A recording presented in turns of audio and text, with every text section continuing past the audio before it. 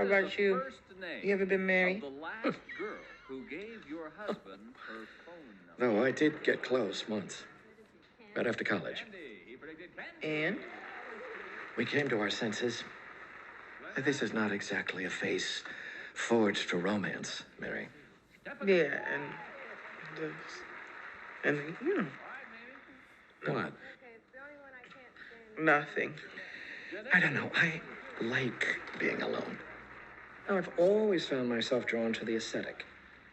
Like a monk. Oh, the foregoing of sensual pleasures for the achievement of spiritual goals. Spiritual goals? Mm-hmm. You? What spiritual goals are we talking about? You go to church? Only when required. Exactly. When's the last time you even left camp? What you just heard was a moment in the film The Holdovers, when the main character is asked about and reflects upon his loneliness. In a movie that seems like it is mostly focused on loneliness, it doesn't come as a shock that this is a conversation that might happen.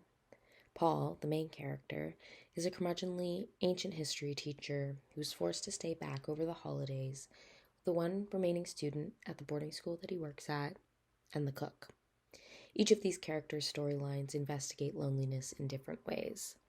Paul is perpetually alone, a face not fit for marriage. Angus, the student, has been left by his mother and stepfather over the Christmas break so they could go on a proper honeymoon without him. Mary, the cook, is a grieving single mother who just lost her only son in the Vietnam War. What struck me most about this exchange between Paul and Mary was Paul's assertion of his interest in the aesthetic of being alone. He's always been drawn to it. What is this aesthetic made up of? Is it simply the combination of quiet contemplation, self-reflection, and spiritual achievement that come together? Was Paul ever actually alone, in complete solitude, seeing as he lived at the same boarding school that he worked at, so he was surrounded by people all the time? And how does Paul's interpretation of his own loneliness impact his life? You've been watching me read for a while now. This was pretty early yesterday morning. The sun was just finished rising, and I was out in our living room waiting for my friend to wake up. I figured why not indulge in some of this aesthetic of being alone. Sitting comfortably in a sun-bathed room and reading a book about the history of philosophy. Make myself the ever-dutiful student of solitude that Paul may have seen himself as. Realistically, though, I know that my alone time, my solitude, tends to look a bit more like this. Sitting next to me is a boy who ran away with the circus, but he was sent back home because he was annoying every one of them, settling the animals. It's a little.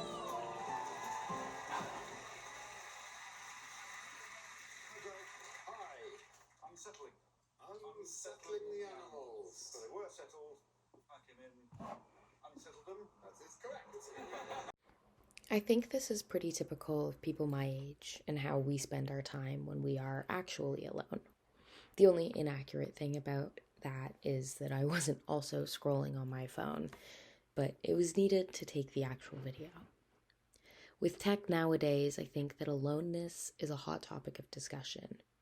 The amount of times that I have heard and read about the loneliness epidemic that has been brought on by ubiquitous screens is hard to count. To bring us back a few years, the pandemic definitely did not help with this development of loneliness. From my own perspective, coming out of over a year of isolation was a massive adjustment. And that's in a time in my life when I'm probably the least lonely that I'll ever be. I'm constantly surrounded by screens. I'm pretty much constantly on screens, but I'm also close to constantly surrounded by other people. I live in an apartment with 2 other people. When I go to class, I know that I'll have friends there. And when I go to events or out for the night, I refuse to go on my own. And yet sometimes, when I'm just in my own bedroom, there's a nagging feeling of aloneness that seems to come over me. What I think this feeling actually is a reflection of Victor Papanek's horror vacui.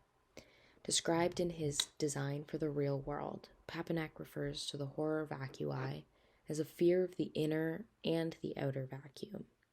From my experience, this is a perfect explanation of the type of fear that I find myself starting to edge into when I am alone. What is going on inside my mind? And also, how do I tamp that down so that I don't actually have to encounter a single thought? That's where the sitting with two screens, watching YouTube videos, and doing the crossword comes in. And this is also where the idea of the epidemic of loneliness starts to set in among my generation. When you look at someone's social media feed, it gives you a really good image of what that person is interested in. A person's media diet has not always given such a clear representation of their interests. With cable television and radio and newspapers dictating what types of content are to be consumed at certain points throughout the day. Now, there's no guarantee that you and even your closest friends will have seen the same thing on TikTok that day, not unless one of you sent it to the other. There's an extremely lonely feeling about being siloed into media spirals all day, every day. Part of that really makes you feel like you're alone in this world, which is not true. If you don't realize that you really have a reason to be here, for me, it's kind of like a huge jigsaw puzzle, and we're each a piece in that jigsaw puzzle. And if you've ever had 1,000-piece jigsaw puzzle and got it all done and you couldn't find that last piece, it drives you crazy, you know? We all are that important to the whole. The whole is not complete if we don't recognize ourselves as whole. If you just take the time to really look at that, you aren't. There's always some life moving around you, and it's the whole process of life. Even if, you know, during the pandemic and so on, people were feeling alone. One of the reasons they were feeling alone was because they had never had this experience before of being isolated like that. And for a lot of people, it was a soul awakening. Whereas prior to that, they may have felt like they didn't fit into a community or something, but the community was always there, you know, and they always had something that they could reach out to, whether they wanted to or not. But one of the things that the pandemic did was to give people the awareness that they needed each other. That is one of the most important things that I have realized throughout my work investigating this topic. Because in reality, the past month, I've barely been on my own aside from while I was sleeping. I'm lucky enough to have an amazing network of friends and family who are never more than a text or a phone call away.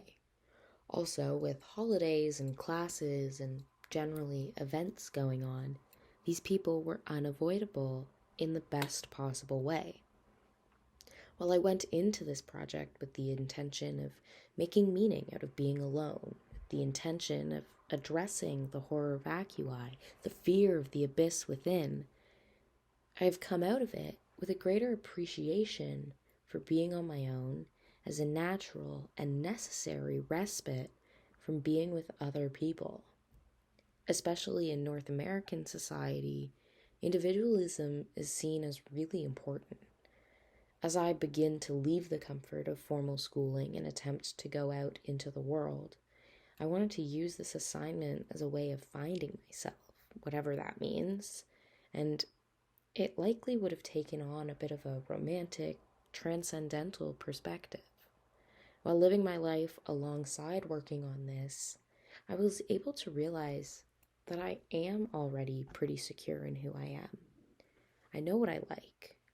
I know what I don't like. When I'm alone, I usually spend most of my time watching things. Or when I'm doing chores or cooking, listen to podcasts and music. I'm comfortable being on my own with a few distractions because I know that there's always going to be a point in the near future when I am not alone. This is where the distinction between solitude and loneliness comes in for me. Solitude feels like a big word, an important word. Maybe it holds a lot of connotations. But realistically, it is just one single word for being on one's own, and it's pretty neutral. The difference is that loneliness is overwhelmingly negative. But when I'm at home alone, whether I'm cooking or reading or, yes, watching YouTube videos, I don't typically feel in a negative way.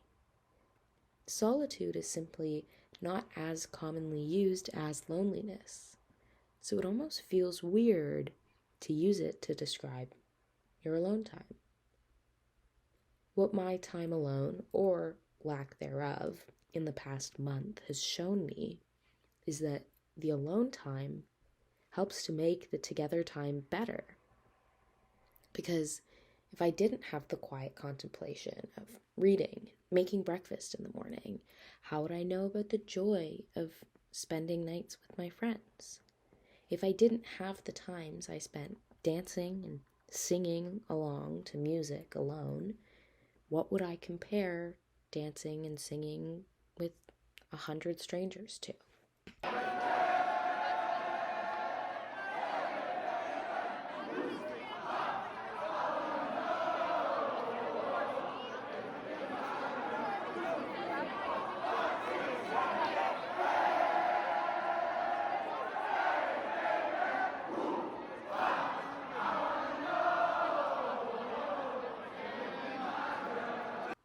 And truthfully, if I didn't have the time alone, interrupted and distracted as it is, to reflect on and work towards the future, who's to say that I would have a plan for the future at all? In college, I started a monograph on Carthage. I'd like to finish that someday. Monograph is like a book, only shorter. I know what a monograph is. Or not just read a book. I'm not sure I have an entire book in me. Girls, how did your husband complete You can't even dream a whole dream, can you? has